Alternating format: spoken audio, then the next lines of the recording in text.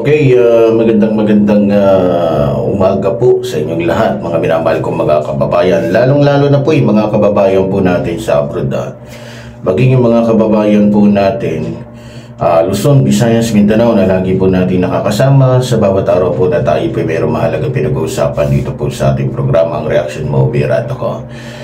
Okay, sa umaga pong ito, pag-uusapan po natin yung mga naging kaganapan po sa pagkatapos na hulihin ng ating mga kapulisan ito pong mga kabataan, o sabihin na lang natin, i-generalize na lang, mga tao na nanggulo, nanunog, nanaksak sa isa sa mga kapulisan natin, namugbog. Siyempre, nakita naman natin, di ba?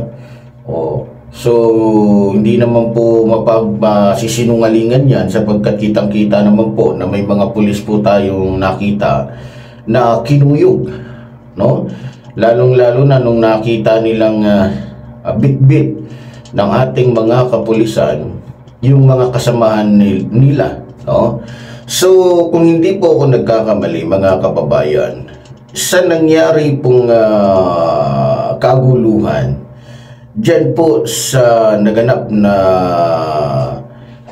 rally sa Maynila, may napansin po ang ilan nating mga kababayan, o may napansin din po ako na may kakaiba, no? May kakaiba.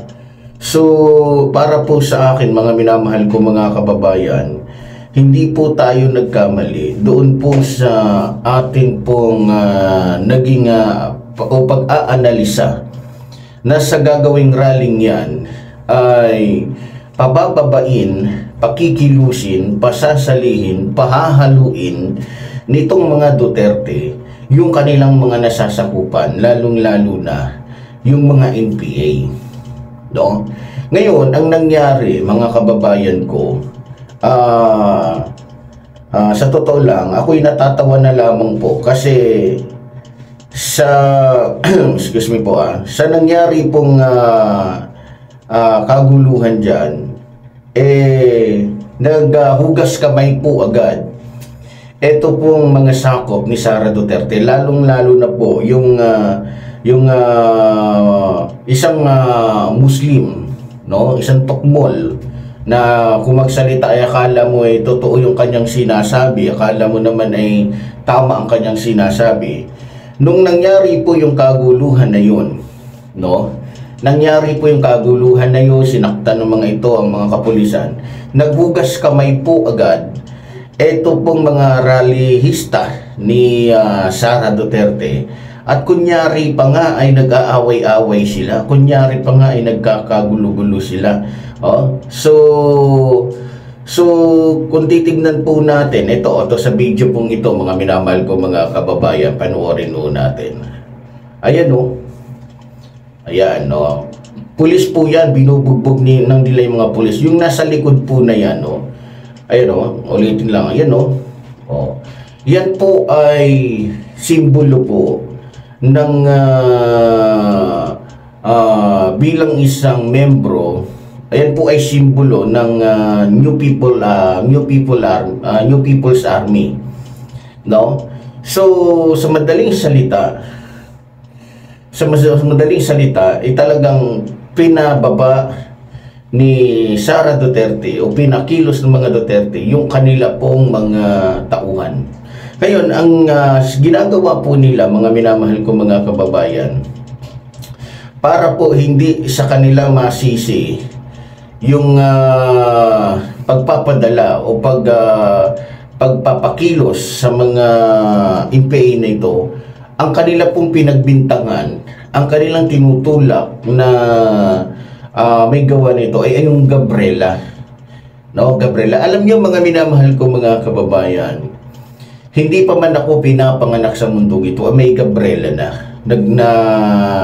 na grupo. Pero never kong nakita, ni minsan hindi po sila gumawa ng ganyang kabuluhan. Maraming pagkakataon na sila po ay nagkaroon po ng pagkakataon makapag-rally. Pero never po silang nanggulo ng ganong klaseng panggugulo. Mga minamahal kong mga kababayan. Kaya nakakalungkot to na ibinibintang po nitong mga ito sa kay Castro, yung isang Castro na dating congresswoman, no? So ibinibintang po nila na itong mga ito ang may gawa. Pero ang totoo po, sino ba? Ito kaklaruhin ko lang, sino ba ang mas malapit sa NPA? At sino ba ang may mas malawak na koneksyon sa NPA? Hindi ba't ang mga Duterte? Naalala ninyo, hindi pa nakakaupo sa Malacanang, etong si Duterte, nag-usap na agad sila ng kanyang bossing na si Joma Sison. At mapapanood po ninyo doon sa kanilang pag-uusap, mapapakinggan ninyo na meron silang gagawing pag-uusap, no? So, kung ikaw walang koneksyon, kung ikaw hindi ka NPA, bakit ka makikipag-usap? Bakit ka makikipag-meeting? Bakit ka makikipagkita kay Joma Sison na kung saan ay founder mismo ng CPP-NPA? Diba? Kung wala kang koneksyon, diba? Naalala ninyo? Mismo nakipag-usap siya kay Joma Sison. Diba? Anong sabi ni Joma Sison sa kanya? Pag nakapasok ka Duterte, dyan sa parang nakapasok na rin yung isang paa ng NPA. Kung kalaban si Duterte ng mga NPA at hindi kakampi, hindi niya hahayaan na sabihin yun ni Joma Sison ng hayagan at mapapanood ng taong bayan. Diba? At minsan pa nga pinalabas natin dito, sumisigaw si Sara Duterte na mabuhay ang NPA. Pero yung tinuturo nila na si Castro, no? Si Franz Castro, minsan di ko nakitang nakipagkaugnayan yan sa mga NPA. Pero makikita ninyo mga kababayan, itinutulak, itinatapon nila yung dungis nila sa iba para hindi malaman na yung tinatapon nila sa ibang dungis, sila mismo yun. Ganyan po ang style ni Duterte. Ganyan po ang kanyang style. Napakadumi po ng estilo ng mga Duterte. Na kung saan matagal na po nilang estilo yan. Kaya nga po nananalo sila. Diba? Inamin din po yan ni Duterte nung panahon na siya ay hindi pa nakukulong. At ang sabi niya, magaling ako gumawa ng istorya. Magaling akong gumawa ng kahit ano para lamang masira ang kahit sinong politiko. So inamin po mismo yan ni Duterte. Kaya nga wala nang dapat i-explain pa. 'Di ba? Itong mga Duterte na hindi sila. Kaya nga tingnan niyo obvious masyado. Hindi pa nga tinutumbok na sila ng gobyerno. Pero tingnan niyo, todo ano na agad, lalong-lalo na si Eric. 'Di ba? Todo ano na agad, todo depensa na agad sila kasi alam nila na sila talaga ang may gawa nun. No, alam nila sa ginawa nilang 'yan, babalikan sila ng gobyerno. Kaya todo depensa na sila ngayon. 'Di ba? Lalong-lalo na nagpalabas ng direktibang utos si Pangulong Ferdinand Marcos Jr. na sinabi po ni Atty. Claire Castro na ang pinag-uutos ng ating Pangulo ay papanagutin ang lahat ng may kagagawan o may sala sa mga naganap na sunugan, batuhan, at paninira ng mga gamit na may gamit. Diba? So, alam niyo mga minamahal ko mga kababayan, maliban doon, tulad ng sinabi ko, maliban na ginamit ni Sara yung mga tauhan ni Rodrigo Roa Duterte sa New People's Army, ginamit din ni Baste ang kanyang pagiging membro ng nasabing fraternity na kinabibilangan niya. No? Grabe. Maliban dito, tingnan niyo ha, grabe yung ginawa nila. Maliban kay Sara na ginamit yung NPA, maliban kay Baste na ginamit yung kanyang grupo, ito si Singson. Ha? At si Chua, di ba may binanggit? Ay, hindi pala si Chua, tama ba? Nakalimutan ko talaga yung isang lawyer na Chinese national. Filipino-Chinese na isang lawyer at dating politiko din. So, ito naman si Singson, ang kanya naman pong ginamit, pera niya. Nang hikayat siya ng mga kabataan, nagbigay siya ng pera para lamang magsagawa ng kaguluhan. So, kung maalala po ninyo, isa din po yan sa pinanawagan. Diniklara po ni Atty. Claire Castro na imbestigahan itong si Chavit Singson dahil nga sa kanyang mga naging pahayag o pag-iinganyo sa mga kabataan, huwag pumasok ng eskwelahan at pumunta doon sa ralit manggulo. So, yung mga kabataan pala na yan, kaya nainganyo sila na pumunta sa rally na yan, hindi dahil sa may pinaglalaban sila, hindi dahil sa alam na nila, doon pa lang sa rally nila, mali na dahil maling tao yung pinapababa nila. Diba? Oh. At ang gusto nilang ipalit yung magnanakaw, yung mandarambong. No? So, ayun, nagamit ng mga politiko, nagamit ng mga politikong ito yung mga gangster, nagamit ng mga politikong ito yung NPA, nagamit ng mga taong ito, ng mga politikong ito, yung mga kabataang walang kamuang-muang para lamang pilitin magsagawa ng mga pamimilit na gawain para mapababa ang ating mahal na Pangulo. Pero doon sila nagkamali. Nagbanta na po si Isko Moreno, no? Nagbanta na, sabi pa nga niya, kung yung mga high profile nga, yung mas matataas na kalibre ng tao sa pagdating sa paggawa ng kasamaan, nahuhuli namin. Kayo pa kayang mga kabataan lang na magaling lang naman magpuporma pagka nandyan na, wala na. Diba? Oh. So, ayan o. Nasabi na. Sa lahat ng kurakot, kinuha na ng ransom yung pera. Kaya yung magkakago. Ay, criminal yan, nakuhuli namin. Kayo pa kaya. No, diba? So, kung titignan nyo po yung mensahe po niya, grabe, mga minamahal kong mga kababayan. Diba? Yung hardcore nga daw ng mga nadadali nila Ito pa kayong mga amoy asungot lang naman tong mga to. Diba? Sigurado itong mga batang ito, iiyak to. Katulad din po ito nung mga nahuli na o naunang mga nahuli na, ang lakas-lakas ng loob na makipag-away, makipagbuno sa mga pulis na porket hindi sila pinapatulan, kala mo matatapang na. Diba? Kala mo talaga matatapang na. Kagaya na lamang nito, itong batang ito. Ito, nakita ko to May isang video na talagang tumatalon pa to, nagkakipaghamunan pa sa mga pulis. Ito, tingnan nyo yung tsura. Hoy! Inga dito tunaw, di ba? Ang kita mo, nagbabahan ka ng pulis, ha? Tingin. Bakit mo si Pinyanatan? Patay ka na, inari. Tingnan mo. Tapos sasabihin niya, nabasama lang po, ang tapang-tapang dun sa, ang tapang-tapang dun sa, dahil sobrang dami nila, hindi mabilang. Diba? Tapos ngayon, nung nahuli, nabasama lang po. Kung ako po ang tatanungin sa mga taong ganito, kung ako yung hepe, lagyan ko lahat ng yan ng shabu. Lagyan ko ng shabu sa bulsa, para hindi na makalaya. Tapos, ibaba agad yung hatol na bitay para sa mga gumagamit ng droga. Hindi, ubos. Hindi na sa proseso. Diba? Pero kung ako dito, alam ko ito, dahil sa tindi ng takot na itong batang ito, tignan nyo mga minamahal ko mga kababayan. Ibang-iba na yung kilos niya, hindi na siya. Dasal-dasal na siya. Oh, tingnan mo yung tsura, oh. Kawawa ka naman, Totoy ka.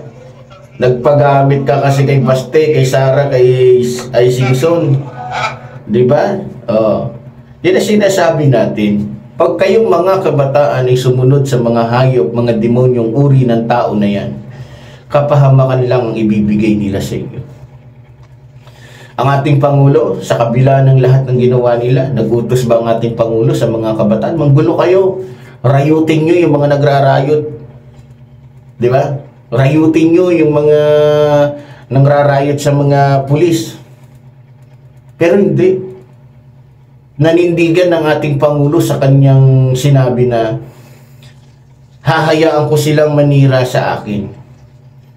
Hindi ko na kailangan gumanti. Sapagkat ang kanilang paninira ang siya ring sisira sa kanila. Eto na yun. Tignan mo si Simpson. Diba? Ngayon tignan natin kung anong masasabi niya kapag talagang pumasok sa anong kaso yun. Basta may kaso yun, yung pagre-rebellion sa gobyerno. Ha? O yari kang Simpson ka. May kalalagyan kang matanda ka. Baka mauna ka pa kay ano. Sinasalba niya yung anak niya. Tingnan natin ngayon. Makukulong siya, matatanggal pa yung anak niya. Dahil siguradong malalaman na lahat ng mga proyekto ng anak niya, pamangkin niya, kapatid niya, siya lang ang nakinabang. Diba? Ito sinasabi ko. May katapusan ng lahat ng kasamaan ni... itong video na to, gusto kong ipakinig sa inyo para po maintindihan ninyo ito. Ito si Baduy po to, si Baduy, yan. Vision ni PRRD Ang pahayag ni Dr. Lorraine Badoy. pero dahil kahaman sa kapangyarihan at kahaman sa pera, si Bongbong Marcos nakipagkuntsabahan siya sa CPP, NPA, NDF na walang itinulot sa Pilipinas kundi bighati at kahirapan. At ngayon dahil kay Bongbong Marcos nakaka-recover ang CPP, NPA, NDF. O, tingnan mo, sa kalokohan ng mga to. Alam niyo ba na magmula sa tatay ni Pangulong Ferdinand Marcos Jr., bakit talagang matindi ang gulo noon? Bakit matindi ang hidwaan ng NPA noon at ng mga sundaluhan? Dahil ni minsan hindi nakipag-ugnayan o hindi nakipagkaisa ang mga Marcos sa CCP o o NPA, para sa malinaw na paliwanag, ano? Never na ang mga Marcos nakipagkaisa. Tandaan ninyo, kung ikukumpara natin, tingnan nyo mabuti ha. Nung naging Pangulo si Rodrigo Roa Duterte, sino ang unang-una niyang kausap? Diba? Si Joe Masison. Nangyari ba yan kay Pangulong Ferdinand Marcos Jr.? Sabagay, patay na si Joe Masison.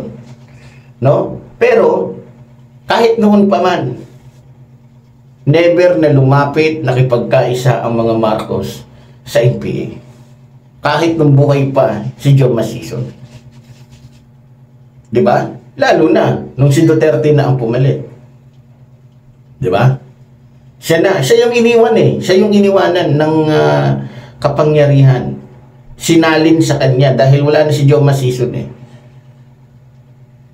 Ako sasabihin ko sa iyo, 100% na itong si Duterte ay NPA. Naalala ko noon, ako po'y pumunta ng Surigao. Kasama ko yung isang kapgo at may hinahanap kaming isang tao doon sa isang lugar. Diyan po mismo sa Surigao. Nung kami po'y pumasok sa isang lugar,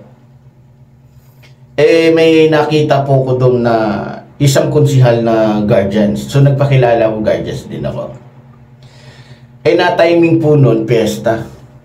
Di pinaupo muna kami doon sa sala niya. Maya-maya nagulat ako. Sabi ko, bakit parang may paparating sa malayo na isang tumpok na tao? 8. Tapos tinuro naman sa akin yung kasama kong kapgo. Sabi niya, sir, meron pa doon sa kaliwa. So tinignan ko, meron din. Sabi ko, bakit ganito? Parang nakakapagduda naman yung paglabas ng mga taong to, tumpok-tumpok, pati sa kanan meron. Ngayon, iisa ang kanilang tinutumbok, iisa yung kanilang puntarya na pupuntahan. Doon din pala mismo sa bahay ng kagawad na ka-brotherhood namin ang pupuntahan nila. Yun pala, kaya sila pumunta doon dahil nakasuot nga kami ng uniforme ng Philippine Army. Ngayon, nakita ko yung kanilang mga tatak. Nakita ko. Sabi ko, so nakipagkamay ako bilang guardian. So, guardians kasi, pati yung commander, at tinatawag nila si Commander Putol, mapayat lang yan, tas mataas ang buhok. Kulot. E di, sa pag-uusap namin, natimbrihan na agad ako na siya si Commander Putol. At yung mga taong sa paligid niya, lahat yun ay membro ng NPA. Ngayon, nung before ako umalis, tinanong niya ako, taga saan ka ba? So, para mabilis ang pag-uusap, iniligaw ko siya. Sabi ko, sa Davao po ako. Sabi niya, edi kilala mo si Supremo. Sabi ko, sino Supremo? Sabi niya, Davao ka, hindi mo kilala si Supremo. Ngayon, nung sinabi ko na inamin, hindi ko alam, hindi ko kilala. Si Mayor Duterte. So, doon pumasok sa isip ko na siya ay membro. Doon pa lang hindi ako nagkakamali. 2013. Yan, naalala ko. 2013. Yan. So, ngayon, mabalik tayo. Nakakatawa Ang gagaling po magsinungaling ng mga to.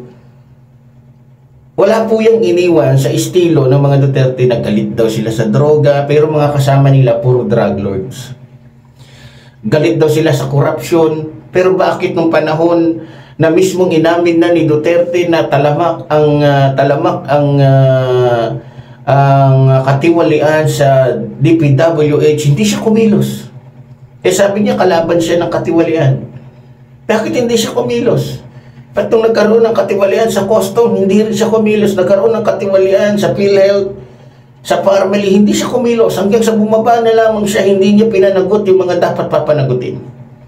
Na kung hindi pa dumating si Pangulong Ferdinand Marcos Jr., hindi makukulong at hindi huhulihin isa-isa yung mga involved sa Parmeli. Tapos ngayon na pinapanagot yung mga involved sa katiwalian, ituturo nila kay Pangulong Ferdinand Marcos Jr., lumala daw. No! Hindi lumala. Sa halip, hinahanap, pinapanagot. Ginagawa ng isa, pag anong iba, para lamang malihis ang katotohanan. Yung mga lumalabas na issue na ito, gusto nilang sabihin na ngayon lang nangyari. No!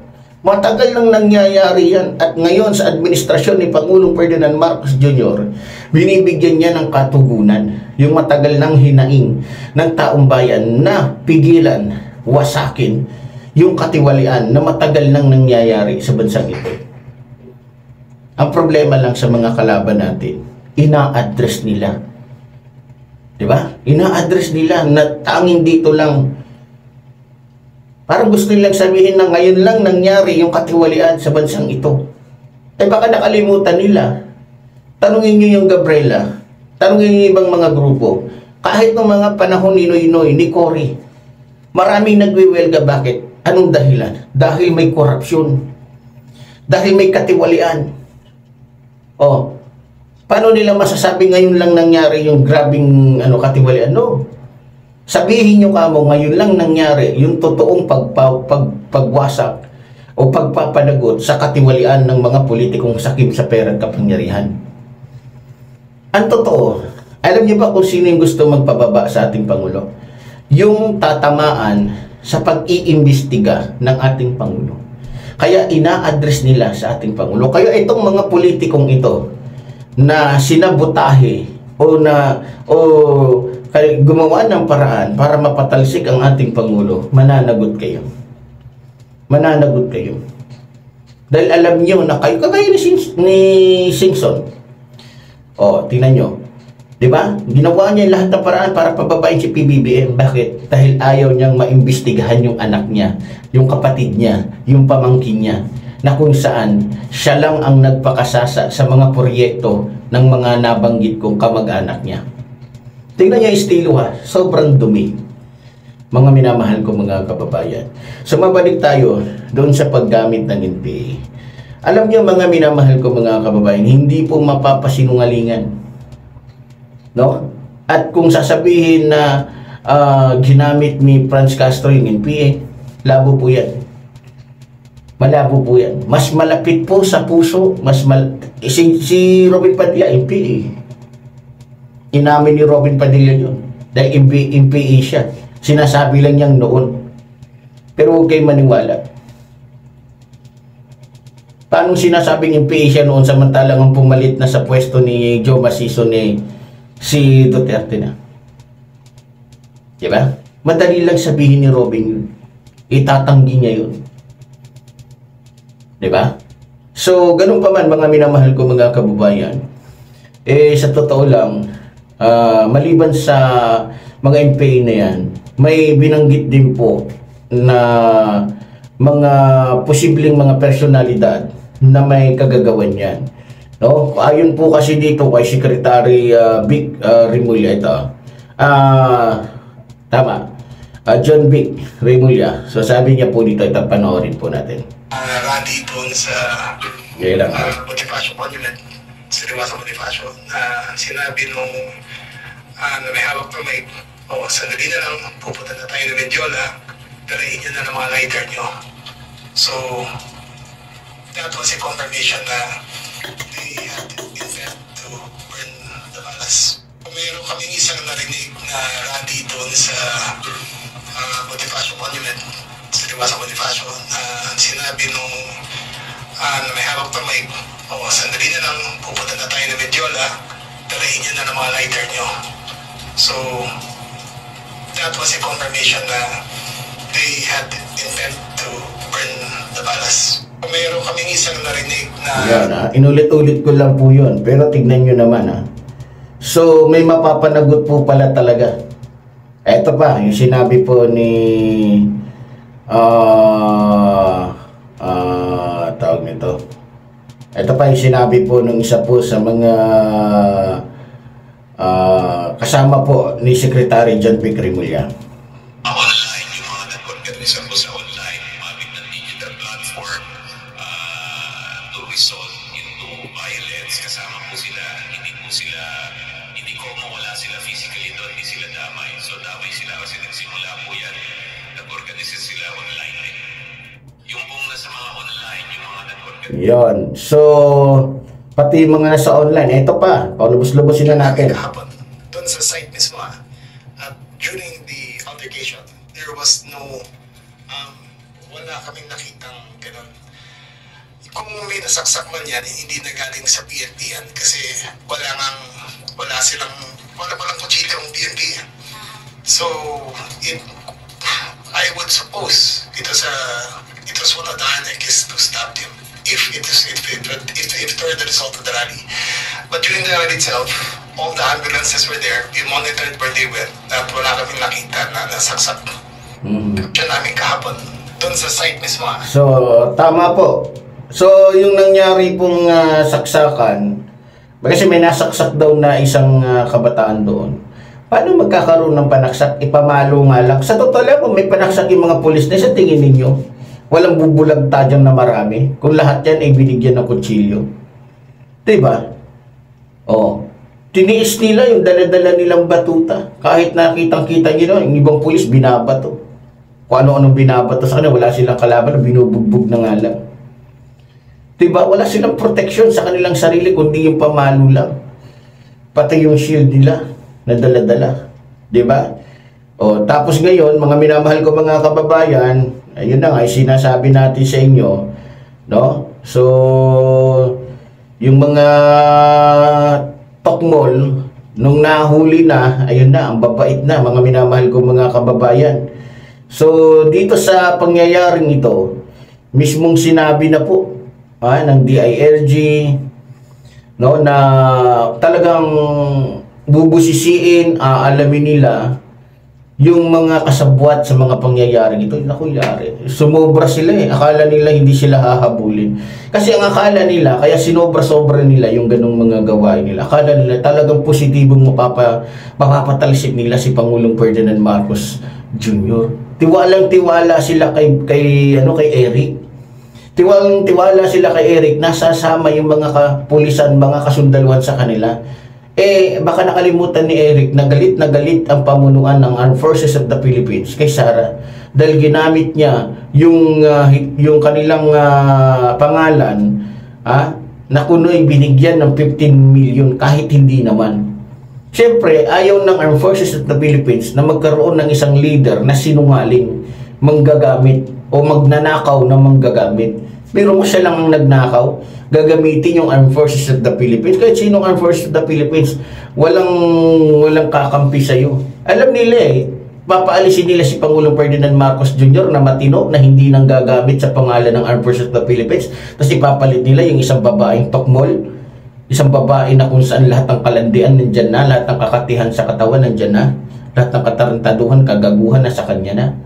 Sa tingin nyo, kakampi yung Armed Forces of the Philippines? No. Kaya nga ni isang sundalo, puro mga retiradong tanga pa ang nakisama. Tanga yung leader na sinusuportahan nila. Kaya puro tanga din, puro mga bobong. Tingnan yung mga retiradong sumama sa kanila. Walang matino dyan. Lahat po yan may katiwalian ng mga sundalo pa yan. Puro po yung mga inutil. Di ba? Pinagtatawanan lang sila ng mga sundalo, mga bugok. Isa totoo lang pag naging si Sara Duterte, baka hindi lang Armed Forces of the Philippines ang gamitin niya para pagtakpan yung kanyang mga pagnanakaw. Baka sabihin niya, nabigyan ko ng tulong sa Amerika, nabigyan ko ng tulong sa China, nabigyan ko ng tulong. Di ba? Alam naman natin kung gaano po kahayop, kademonyo yung pagmumukha po ni Sara Duterte. Magaling lang po talaga magsalita. Utong-utong niya. Pero ganun pa man, hindi po magbawagi si Sara Duterte. Kahit anong pambobola niya, pag-iinarte niya, kahit ano niya. Dahil kitang-kita po yung kahayupan niya. Diba? So, ito na. Nung nahuli po yung mga kabataan, diba, hinuli na, pinanagot na. So, ito na ang resulta ngayon. Yung ibang mga magulang, pumupunta doon, nag-aalala. Katulad na lamang po itong isang magulang na to, ito. Sana po maano po at arbitrary arrest Yan. Mariing kinondena ng iba't ibang grupo ang anilaing police brutality at arbitrary arrest ng mga pulis sa mga nagtipon sa Mendiola. Mahigit 200 ang inaresto, kabilang ang halos 70 menor de edad. Nakatutok live si Oscar. Yes, Vicky, sa kabila ng malakas na buhos na ulan, maghapong nagbantay dito sa may harap na tanggapan ng Manila Police District ang mga kamag-anak ng mga naarestong ralista.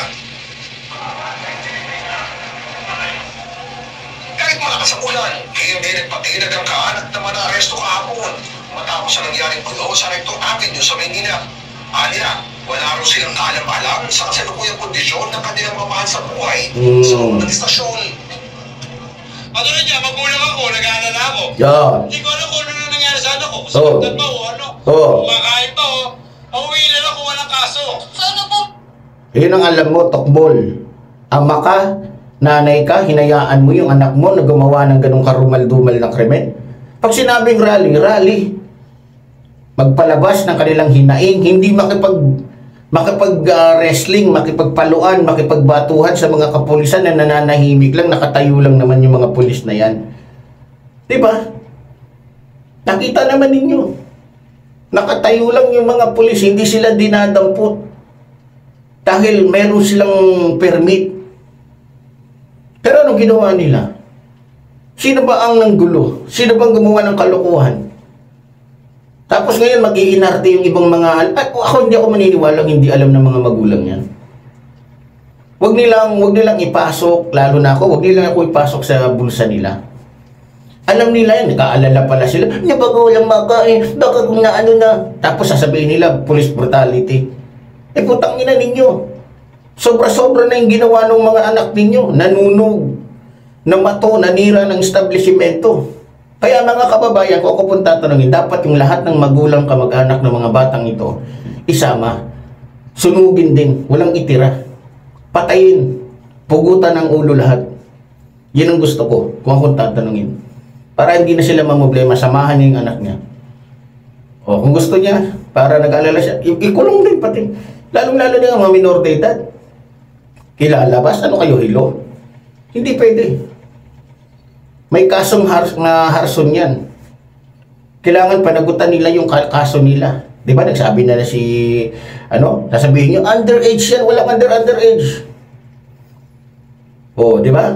Sa totoo lang, mga minamahal ko mga kababayan, dapat pala kinagat na ng mga mababatas yung panukala ni Robin Padilla na babaan yung edad para managot. Di ba? Sayang. Kaya nga di ba sinuportahan ko yun. Bagamat galit na galit ako dito kay Tokmol na Robin Padilla. Kasi kung pinirmahan yun, sinang-ayunan yun, walang underage, lahat yan pasok yung mga yun. Kulong yung mga yun. Harson, talagang doon na sila tatanda. Nag-aalala pala yung mga magulang. Ito, mayroon pa nag-inot. Nag-aalala ko sa anak ko, hindi ko alam. Loko-loko. Magulang ka, hindi mo alam, hindi mo inaalam kung nasan anak mo. Ngayon, nung nahuli na, lalabas yung birth certificate para patunay na underage. Ay di, sige. Underage, pero hindi sila makakauwi. Ikukulong mo na yan sa kulungan ng pambata at pag nasa tamang edad na, doon na sila ihahalo sa pangmatanda. Huwag kayo umasa na, kung ako si Isko Merino, huwag niyang palabasin. Kapag ka nagpumilit yung mga magulang, isama yung mga magulang. Pag lumaban yung mga magulang, pagbabarilin na yan. Huwag nang buhayin yung mga yan. Yan ang dapat sa mga yan. Kasi wala din naman silang kwentang magulang eh. Kaya para sa akin, dapat sa mga magulang na yan, binabaril yung mga yan. Tinataga yung mga yan. Di ba? Kalokohan ninyo. Pagkatapos ninyo magpagamit, naniniwala ko itong mga magulang ng mga kabataan na ito. Isa to sa pumayag na gawin ng mga anak nila yan. Sasabihin, iniwala naman ako sa pinaglalaban. Pinaglalaban ba yung namamato? Nang bubugbog? Nanununog? Kasama ba yan sa pinaglalaban ng anak mo? Naniniwala ako na tama ang tama yung manunog? Tama yung manggulo? Kagaguhan yung mga bulok palibasa, mga utak-uod yung mga utak ninyo. Di ba? Oh. Kaya yung mga gangster na yan, yung mga rap na yan, rapping ko yung mga pagmumukha ninyo eh.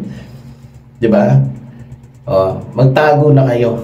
Tingnan nyo mga kababayan, ito mga paangas-angas na to, yung mga pasikat-sikat nila, yung mga nila. Tingnan nyo, lahat yan mananagot yung mga yan. Mga tukmul eh. Naniwala kay sana, naniwala kay, di ba? Ito yung sinasabi ko sa inyo. Nasa huli ang pagsisisi ng mga tukmul na ito. Ako lang ang may karapatan na magsalita o mambatikos sa dapat batikusin. Itong mga tukmul na to na sumasakay lang sa mga magsitabi kayo dahil hindi bagay sa inyo. Hindi bagay sa inyo. Dahil ang pinaglalaban ninyo, sarili nyo lang. Hindi ang taong bayan, hindi ang Pilipinas. No? Kaya sa mga nanay ng mga nahuli, biro nyo, mga minamahal ko mga kabayan, lakas-lakas nilang mga ngayon, tignan nyo, tahimik na.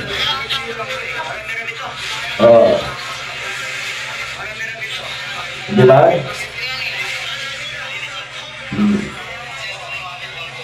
Yan yung mga kabataan na tumalon-talon pa ng, di ba? Ngayon, tingnan nyo, di ba? So, sa totoo lang mga minamahal ko mga kababayan, ako'y natatawa na lamang po sa mga pinaggagawa ng mga kabataan ito na nabayaran. Biro mo doon sa mga paslit kaya pala naengganyo, 1,000 binigay ni Singson.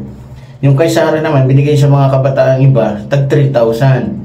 Si Basti naman, ang binigay niya naman, kung di ako nagkakamali, pagbata, minor de edad, 1,500. So, sa suma total, nakakaipon yung bata, nakakakuha yung bata na may 5,000. Sinong hindi sasama? Tapos siyempre may pangakong pagkain, may pangakong, ginamit ng mga politikong ito. Naniniwala ko ang kabataan ng pag-asa ng ating bayan. Pero ngayon, iba na po. Ang kabataan ang ginagamit ng mga politikong sakim sa pera at kapangyarihan. Yan ang katotohanan. So, ganun pa man, buti nga sa inyong lahat. Ito nyo, ito ito, tignan nyo.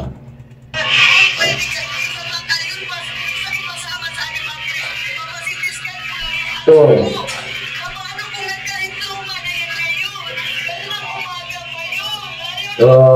ngayon arte-arte kang kupal ka. Ay, yun ngayon. Kasi yun ko ganyan. Alam mo, mahal mo pala anak mo, hinayaan mong sumama sa mga kakupalan, sa mga katarataduan. Di ba? Ipapag-CT-scan ko yan. Ipapaano ko yan, putang ina mo.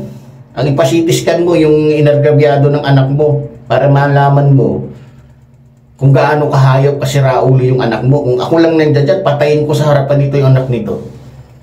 Di ba? Patayin ko talaga sa harapan nito yung anak niya. Pakain ko sa kanya ng buo yung anak niya. Di ba? Hindi ko yan yun. Yung mga magulang. Di ba? Kaya ako yung happy ng pulis dyan. Ipasok na tong mga to. Nakakasagabal lang sa paningin. No? Tapos dun sa isang kulungan, hagisan agad ng isang container na gasolina, sunugin lahat ng mga magulang ngayon na walang kwenta. Na sumusunod sa utos ni Sarah. Sa utos ni Singson. Para mawala na yung mga bobo, yung mga siraulo, yung mga gunggong, yung mga abnormal na supporter nila. Diba?